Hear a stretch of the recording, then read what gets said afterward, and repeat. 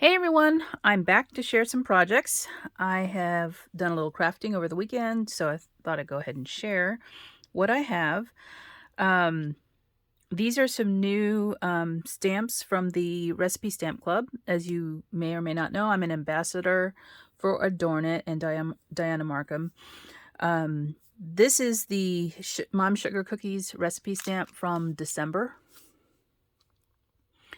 So you could have used these for, for Christmas cards or even Valentine's, I believe, is what they're kind of looking at. But you could use them anytime, right? Because they are a recipe, and you can give this as a gift or make the cookies yourself and give the recipe as well. So this is the recipe itself. I use this stamp and also a few bits from the add-on stamp. So if you are part of the Recipe Stamp Club, you will have received this probably back a few weeks ago or recently, because this was the December Stamp Club.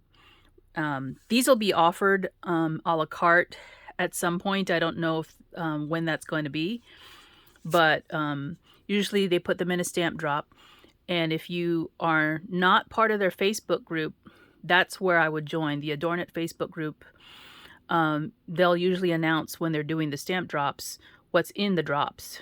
So you'll see when that comes available on their website, and you can purchase it a la carte as opposed to being a part of the stamp club. But if you're part of the stamp club, you'll get them every month, and that'll be done. So the other thing I used, or things that I used for these projects, I used the paper from the club. I actually used this one right here, and also this one. You can kind of see it's like a linen weave here. Those are the ones that I used from the paper kit. Let me look at something else. I see something. I think I might have used this as well. We'll see. I can't remember. I cut it up, so. Other papers I used, this is actually vellum. It looks white to you, but if you put something behind it, you can see through the paper. This is a very thick vellum. It's actually vellum that you can emboss on. I use this for my project for that reason. And I also use this paper, which is a mirrored metallic paper. I use the silver from this paper pack. So I'm going to just stick that in there. I always put my scraps together in to hold it so I don't lose those. And then for dies, I use this large jar die. And this one, I don't know if this company is still around. I don't think they are. This is a very large canning die that I used. And I also used my recipe card die from the stamp market. It has a companion stamp, which I also used for my projects. Recipe card builder, and these two were in the December release last year, or early January. I can't remember if it was early this month or late last month. So these are fairly recent. You can probably still get these. This one, I don't know if you can still get somewhere. Probably on the used stamp market. I also used some seam binding from Stampin' Up. This is a pink pirouette. These glossy drops from Nuvo. This is the Crystal Drops Gloss White. These little heart clay embellishments. I think I used some of this embossing powder. It's a fine, ultra fine black. This is what I use for sentiments if I'm going to be embossing sentiments. And my Copics. I didn't do a lot of coloring, but it looks like I did. So there we go. These are the Copics that I used. Strange, huh? So much for just a little piece. And then I have used my glaze pen. And this is a jelly, not jelly. This is a glaze pen from Sakura in black. It looks like it's leaking. And then this Memento dual marker. And I use the brush tip end to go around my die cuts. So let me tell you what I did there, because I don't know if it's clear when I say it sometimes. This piece of paper. So I'm going to say that I cut out the rolling pin from the paper and another piece right here. I think it was this piece, that image right there on the edge. I cut them out, and then when you fussy cut them around the image, most paper has a white core. So you can see the edge of this, it's white. I use this pen to go around the edges of the cut image, and that will give you the black line back. Okay, so it's just it's an added detail that I do and a lot of other crafters do. Not everybody does it, but it makes a difference. So the image will blend in very well because it already has a black outline. But when you cut out a piece of the paper, because it's a white core, that white core shows. And your image will look a lot neater if you use some sort of marker to go around the edges of it. And I'm only mentioning that because I've seen people's projects where your project will look a lot neater if you do that. And do it in the color you stamp it in. So if it's a brown stamped image, because some people use brown, not black, use a brown marker to go around the edges. It'll make it look a lot neater. That's just a tip. You don't have to do that. It's your choice. But, that's what I do. Okay, so the first project is obviously a recipe card. And so there's the recipe stamp there. And I did not even look to see if it fit in my book, but there's the recipe stamped. There's the die cut. So you can see if I tilt it, it's not popped up or anything. There was a spatula, a little cookie press, and a rolling pin that I cut out from the paper and used on the image. So there's not a lot of coloring here. These are all stamps from the stamp market. This is from AdornIt, this recipe stamp. And then I went over the title of the recipe with my glaze pen so that it would stand out much more than the others. And then I colored in the little cookie cutters here at the bottom with my Copic. So the edge of so there's not a lot of coloring done here, even though I used a lot of markers for it. You don't have to do that. But it really adds to the image. So this is something you can gift to somebody inside of a card if you want, or put it in a recipe book. And then I just backed it again. I die cut it twice from the paper in the add-on paper pack. You can buy this a la carte as well. I just think it looks really cute. I will add another piece here to add notes, and I'll show you what I mean by the notes, because I've done it twice now with some recipes that I actually tried out. So this is my first project, and there's the little clay pieces. There are hearts in the image here, and they're black because they're part of the stamp. So I just put the little clay pieces there just to add some pop to my project. So that's my first recipe card. The second one can be made into a card or a tag if you like. This is my second project. I made a very large shaped recipe card. So these are more images from the add-on stamp. And I stamped them on a white piece of paper, and then I colored them with my Copics.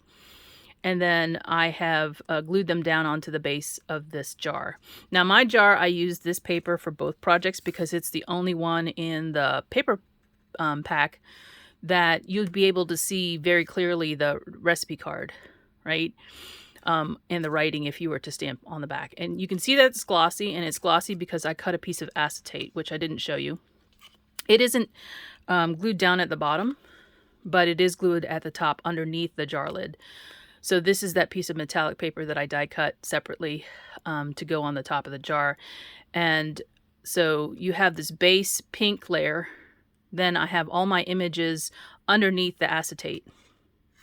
And the acetate is connected at the top here underneath the jar lid.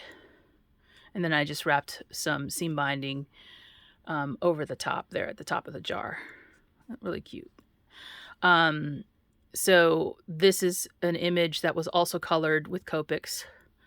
And I stamped the Love to Bake. Now the Love to Bake is a big giant circle. What I did was I put tape over the bottom half of the stamped image and inked it up and then pulled the tape off, and then I stamped my image. So that's the reason why I only got half of it, because I wanted just that Love to Bake in there, and then I colored that with my Copics. So that's actually the front of the jar. Here's the back. This is where I used the vellum. The back of the paper that's on the front, this particular linen image, has sprinkles on it. So you can see it through the vellum very faintly. And I kind of like that effect. So I stamped it on some vellum, that heavy vellum I showed you, and I didn't even color the image. I could do that, but I chose not to, because then it's much clearer to read as a recipe. And I fussy cut some of that paper that had the little cookies, the heart-shaped cookies that I'd colored up from the stamp, in a smaller size, and just placed them on top of the vellum sheet. So actually the vellum is glued down to the base layer up underneath these particular cookies, so you don't see any glue blobs here, because if it's vellum it will show through, because the nature of vellum is, you know, somewhat transparent. Not this particular weight, but you would still see it if I were to put some glue over here. So that's how I glued this particular layer down, and as well as under the top. So I did cut both for the back and the front. Okay, and there's that seam binding again. So those are the two projects I have. This fits perfectly in my book.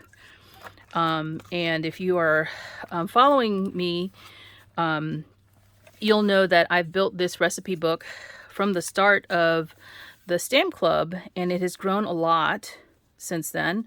You'll notice that I have quite a few recipes in here now that Dianna has illustrated. I don't know if I have a pocket for this little guy. I do not. This is the sweet section. Maybe I'll just put it here for now. This is the start of the spreads section, but it's the end of the sweet section, so you can see this little guy right here hanging out. I'll just put the jar right here for now until I can create another page in the book. And let me just go back and talk about what I meant by putting something on the back here for the notes. Okay, so over this past weekend, my family had a gathering.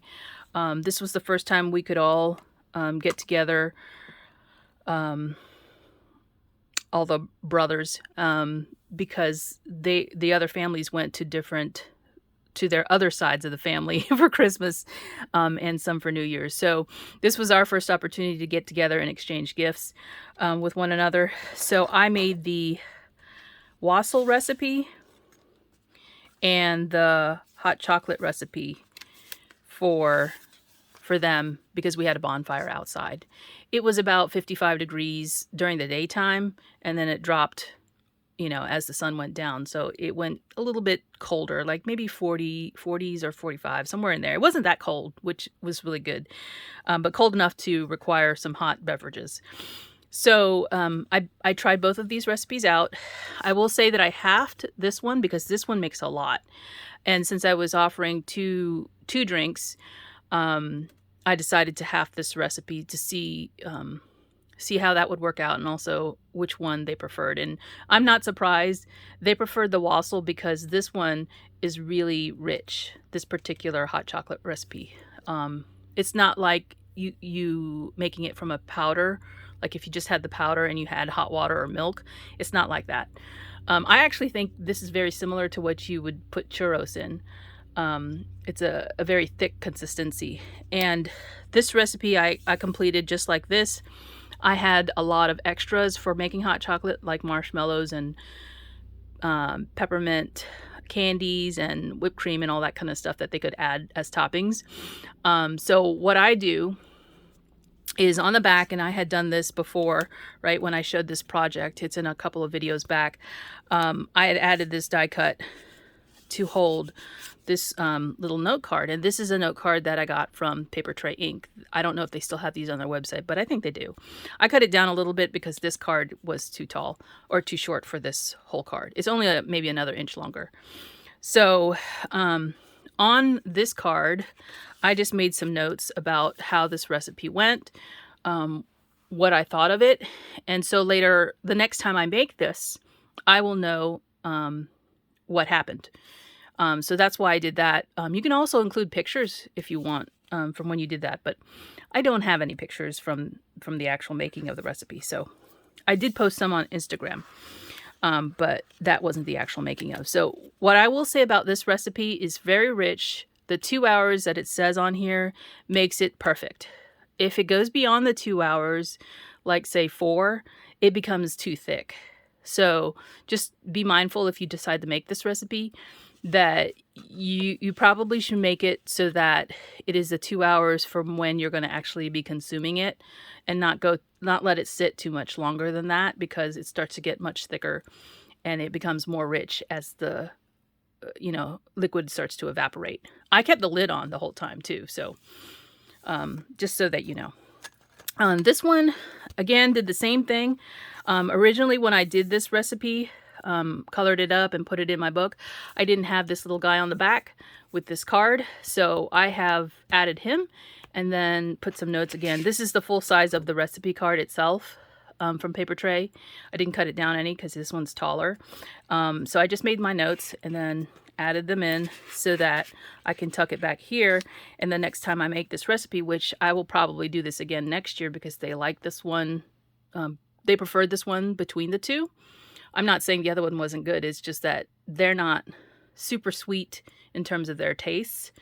They like this one more. And I think I know why.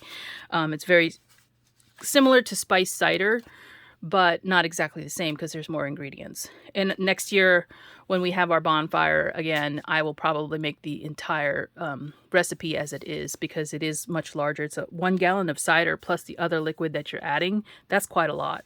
So, and we have 6 adults and 1 child drinking out of that. So that should provide plenty for my family. So that is my projects. Stay tuned because I know that I have some more coming. I'm looking for the recipe. There you go. So this is the other recipe card. And there's the recipe. So thank you all for watching, and I will talk to you soon, and be good. Bye for now.